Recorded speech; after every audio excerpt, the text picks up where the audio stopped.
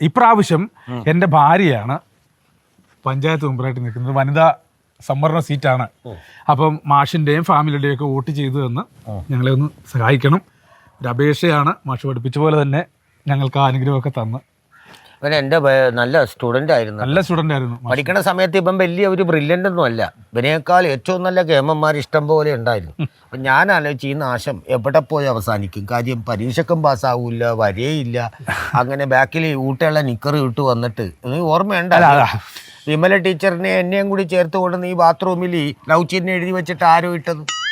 അത് പിന്നെ അന്ന് നിങ്ങൾ ചെറിയൊരു സംഭവം ഉണ്ടായിരുന്നു. എന്റെ ആസനത്തിൽ നീ പൊട്ടാസ് വെച്ച് ഓർമ്മയുണ്ട്? ആസനത്തിലല്ല, കസേരയുടെ താഴെയാണ് വെച്ചത്. അത് അവിടെയുള്ള എന്റെ ആസനം ഇരിക്കണം. അല്ല, ഞാൻ പറഞ്ഞ ഓർമ്മയുണ്ട്. എത്ര പരീക്ഷക്ക് എന്നെങ്കിലും ഒരിക്കലെങ്കിലും നീ പാസ്സാകുമെന്ന് കരുതി നീ പാസ്സായുമില്ല.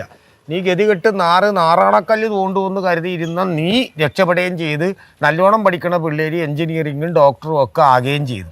അല്ല, ഇപ്പം എന്താന്ന് വെച്ചിട്ടുണ്ടെങ്കിൽ ഇവനെ സംബന്ധിച്ചിടത്തോളം ഇവന് ഒരു ദിവസം പണിക്ക് പോയില്ലെങ്കിൽ ഇവനോട് ആരും ചോദിക്കൂല.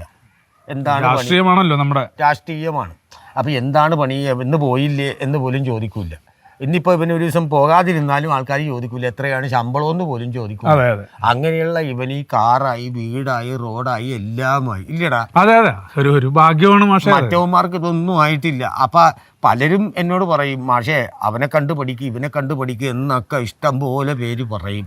പക്ഷേ നീ രക്ഷപ്പെടുമെന്ന് ഞാൻ സത്യത്തിൽ വിചാരിച്ചതല്ല കേട്ടാ. നീ രക്ഷപ്പെട്ടു, സന്തോഷം. ഭാഗ്യമാണ് മാഷേ.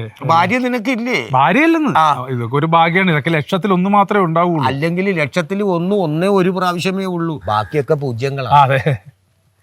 അപ്പൊ മാഷ് പറഞ്ഞു വരുമ്പോ ഞാൻ ഒന്നാണോ അതോ പൂജ്യമാണോ? എടാ നീ ഒന്നാണ്. ഞങ്ങളെപ്പോലുള്ള വോട്ടർമാരാണ് പൂജ്യങ്ങൾ.